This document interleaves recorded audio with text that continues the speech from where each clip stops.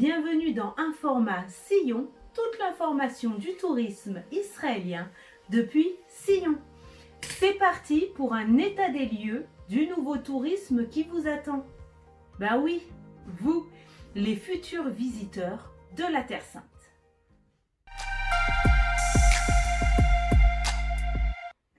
Israël vit au rythme du déconfinement, étape par étape.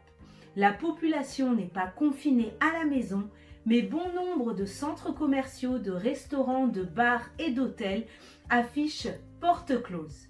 Les frontières demeurent fermées pour les touristes.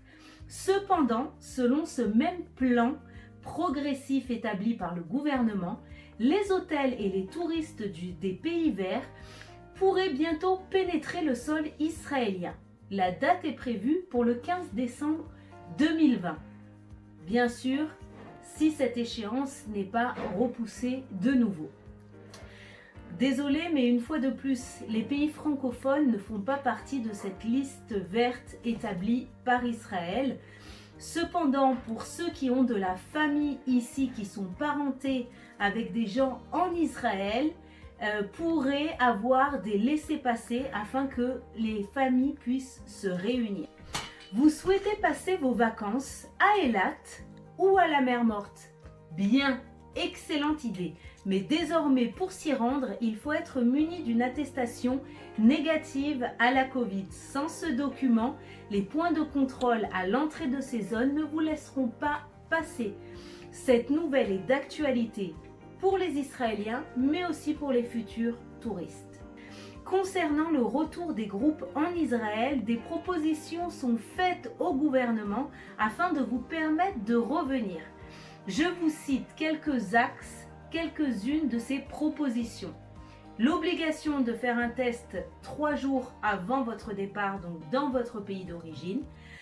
Être soumis à votre arrivée à un test PCR, donc ce test fera normalement directement à l'aéroport Ben Gourion. Chaque participant devra avoir une assurance donc complète, mais aussi qui le couvre en cas de mise en isolement.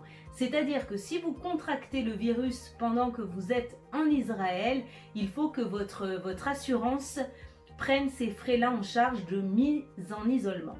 Le guide et le chauffeur devront être constamment avec le groupe et ils devront se soumettre à des tests réguliers pour votre sécurité comme pour la sécurité de leurs proches et de leurs amis.